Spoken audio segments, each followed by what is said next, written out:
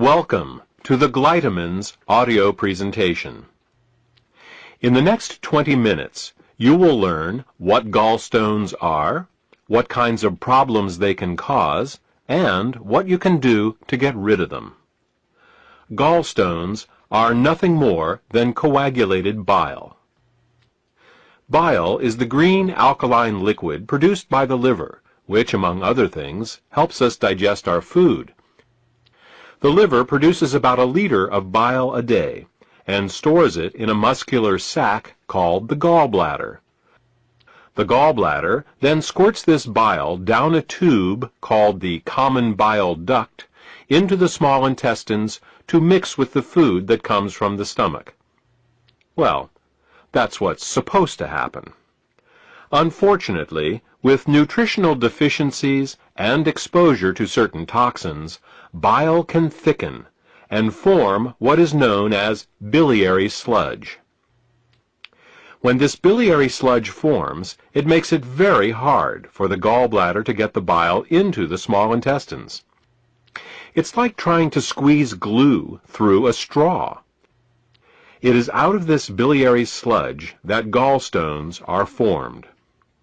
Gallstones and biliary sludge disrupt the normal flow of bile, causing 3 different types of problems. The first set of problems is related to not getting enough bile into the intestines. The second set of problems occurs when toxins, unable to leave the body through the bile, back up and accumulate in the liver and the bloodstream.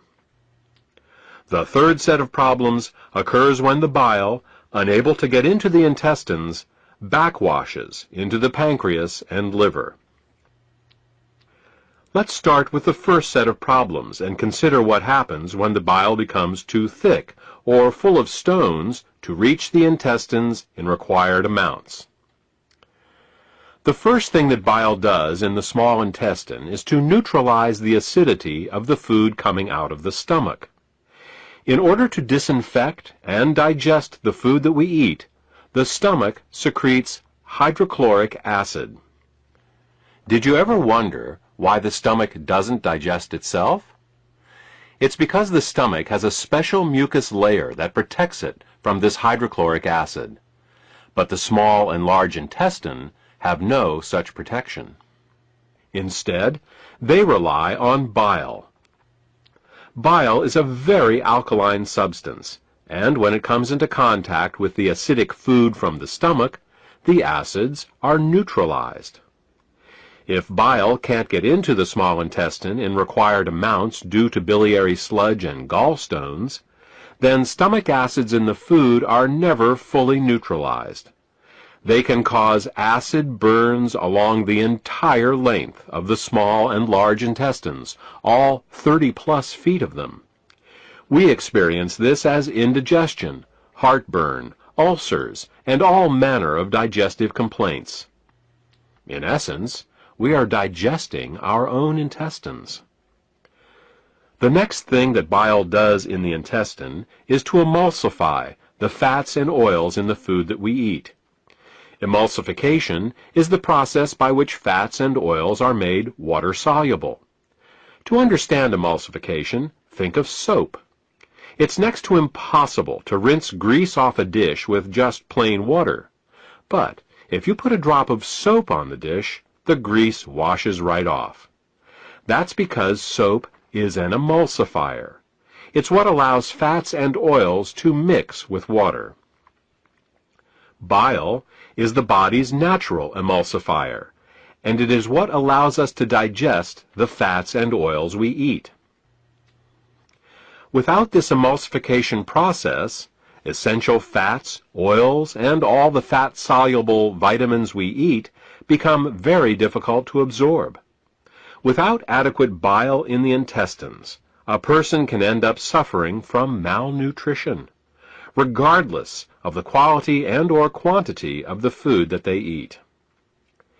If eating fats and oils gives you indigestion, or if you have difficulty with food absorption, it could be due to biliary sludge or gallstones. The next thing that bile does in the intestines is to stimulate Peristalsis. Peristalsis is the rhythmic, wave-like motion of the intestinal muscles that moves the food through our digestive tract. If you don't get enough bile into your intestines, you're bound to be constipated, no matter how much fiber you eat. Some people have the misfortune of experiencing alternating constipation and diarrhea. This can be a very confusing experience, but the cause can be quite simple. Without sufficient bile, the hydrochloric acid-rich, partially digested food just sits in the intestines with no peristalsis. Thus, a person becomes constipated, but at the same time his or her intestines are being burned. When enough acids build up, and the intestines can't take it anymore, they purge themselves with a bout of diarrhea. Then, with the acids evacuated, the process starts all over again. If you are experiencing problems with constipation, diarrhea, or both, biliary sludge and gallstones could be the thing the bile does as it moves through the intestines is to balance the immune system. When most people think of the immune system, they think of white blood cells floating through the bloodstream. But over 1/2 of the immune system is actually located in the intestines. The job of the immune system in the intestines is much more difficult than that in the bloodstream. Infections only rarely make it into the blood, but every day our intestines are exposed to millions of parasites, bacteria, and fungi. Because the intestinal immune system is continually at war with these microbes, it is much easier for it to become overly aggressive and start to attack our own tissue. What bile does is to regulate the intestinal immune system, helping to prevent it from becoming overly aggressive and causing autoimmune disorders. If you're suffering from a gut-related autoimmune disorder, it may be because of a blockage of bile flow. The last thing that bile does in the intestines is to kill parasites and candida. Tests show that even the healthiest person still has some degree of parasitic and fungal infection. While there are many antiparasitic and antifungal remedies available in the marketplace, most of them are mildly toxic and therefore unsuitable for daily use. If, however, your bile flow is healthy, then you have a built-in defense against parasites and candida. Well, that about covers what bile does to maintain the health of the intestines, and what happens when bile can't get into the intestines in proper amounts due to the presence of biliary sludge and gallstones. Now, let's turn our attention to what happens when biliary sludge and gallstones cause toxins to back up into the bloodstream.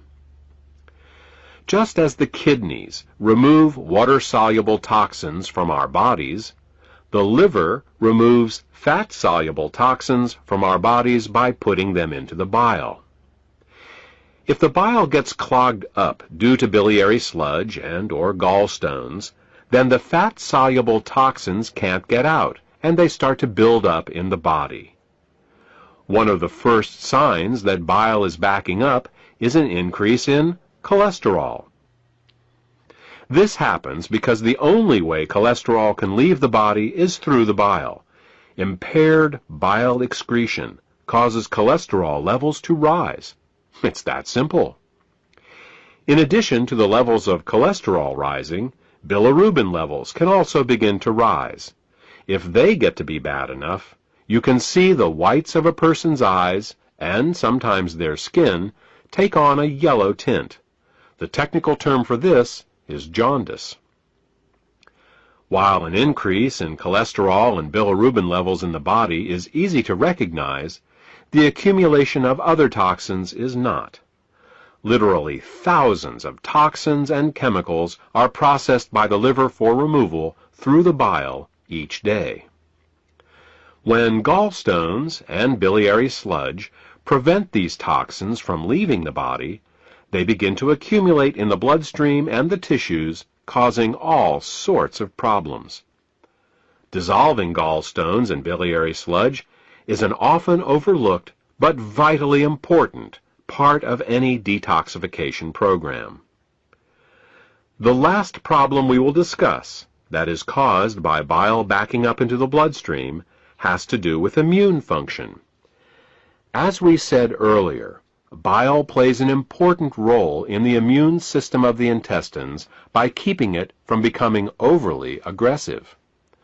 Unfortunately, what's good for the immune system of the intestines is terrible for the rest of the body.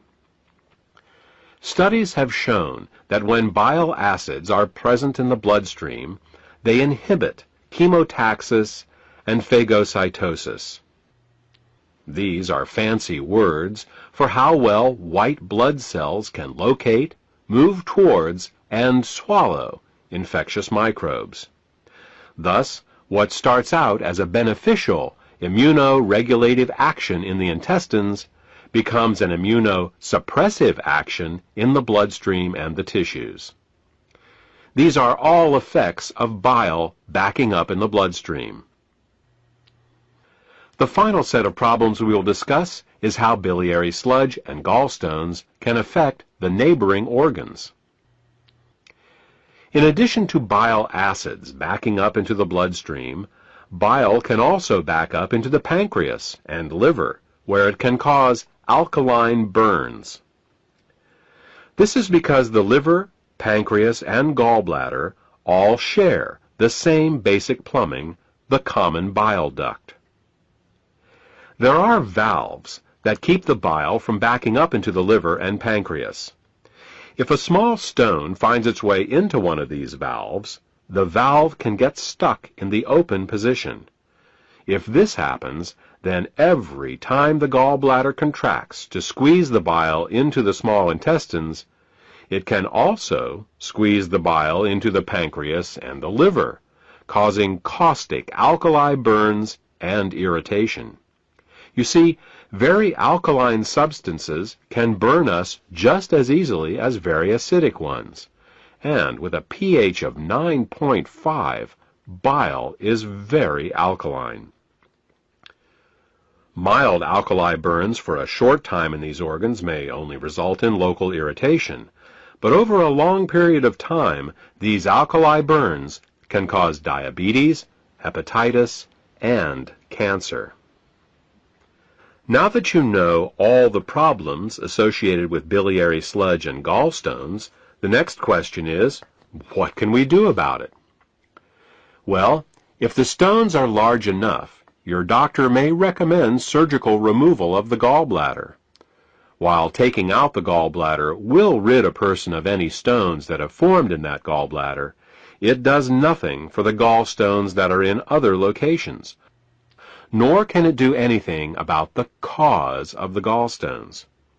In fact, even with the gallbladder surgically removed, gallstones can, and often will, continue to form in the liver and in the hepatic ducts, because the underlying cause of the thickening of the bile and the formation of the gallstones has not been addressed. This is why some people who get their gallbladders removed find that their symptoms come back again as new gallstones form in other locations. Moreover, the gallbladder is not a useless organ. Its job is to store bile, and only release it when food is present. Without a gallbladder, bile leaks continually into the small intestines in little drips, rather than in sufficient amounts when you need it. Think of it this way. Imagine if one day you came home and found that your plumber removed all the faucets in your house. In their place, he just left the pipes, sticking out of the walls, slowly dripping water. Without the faucet's ability to control water flow, not only would you be wasting water when you didn't need it, but you wouldn't be able to get enough when you did. Surgically removing the gallbladder is exactly like removing the faucets from your house. Another option is to do something called a liver gallbladder flush. This typically involves drinking water with Epsom salts for several hours to relax the gallbladder, and then drinking a glass of olive oil mixed with lemon juice.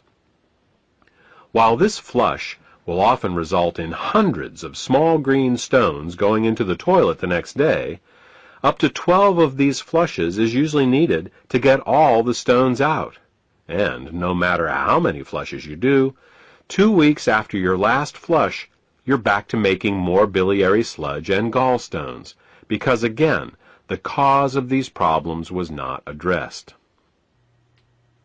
We said at the beginning of this presentation that the causes of biliary sludge and gallstones were nutritional deficiencies and toxicity. Let's talk more about that now. There are 3 ingredients that the body uses to dissolve biliary sludge and gallstones and to keep the bile in liquid form. They are the amino acids glycine and taurine and phosphatidylcholine. As long as these ingredients are available, bile will stay liquid, but the moment they are in short supply, biliary sludge and gallstones will start to form. The problem is that in addition to keeping the bile healthy, these 3 ingredients are also used for detoxification. Glycine and taurine are involved in a detoxification process called peptide conjugation, and phosphatidylcholine is used in a detoxification process called methylation. Now, if we were only exposed to toxins once in a while, it wouldn't be a problem.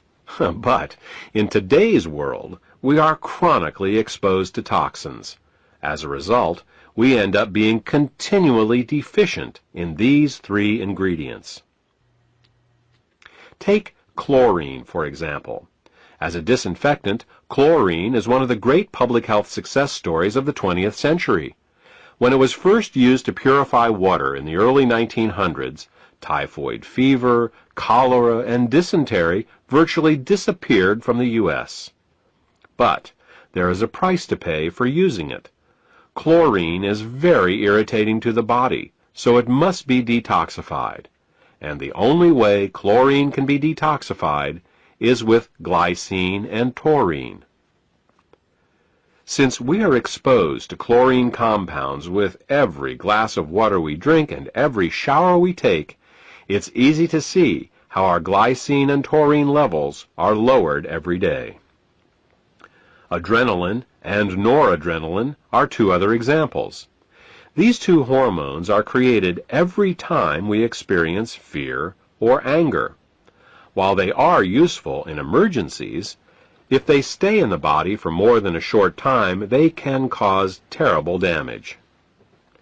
Methylation is the pathway the body uses to get rid of both adrenaline and noradrenaline. One of the main methyl donors for the methylation pathway in the body is phosphatidylcholine. Thus, the more stressed we are, the lower our levels of phosphatidylcholine become. These are just 2 examples of how toxins, both internal and external, can cause us to become chronically deficient in glycine, taurine, and phosphatidylcholine. So, why not just take these 3 ingredients in an oral supplement? Wouldn't that work? Only partially. You see, the body has many uses for these 3 ingredients, and if you take them orally, they will be shared by all the systems of the body. What we need is a way to get these ingredients right to the liver, where the bile is made in the first place. With these facts in mind, we have created Glytamins suppositories. Glytamins suppositories contain glycine, taurine, and phosphatidylcholine to help support the body in both dissolving biliary sludge and gallstones, as well as preventing them from recurring. Also, since glytamins are in suppository form, they are able to deliver the ingredients directly to the liver through the portal vein for greater effect. The glytamins formula also contains the herbs bupleurum, peppermint, and chancca piedra. These herbs are used to further help the liver detoxify and to help relax the gallbladder so that as the bile begins to flow, stones can pass out more easily. In addition, scientific studies have shown that chancropiedra can both dissolve and prevent uric acid and oxalate crystallizations. Since these are the main ingredients found in kidney stones, glytamins may help support the body in dissolving kidney stones as well.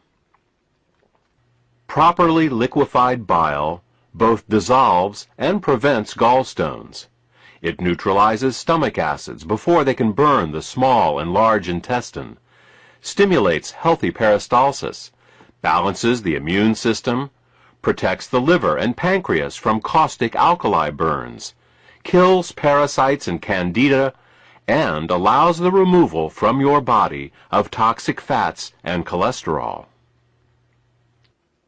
For more information about glytamins, or to order this beneficial product, contact the healthcare professional who gave you this CD.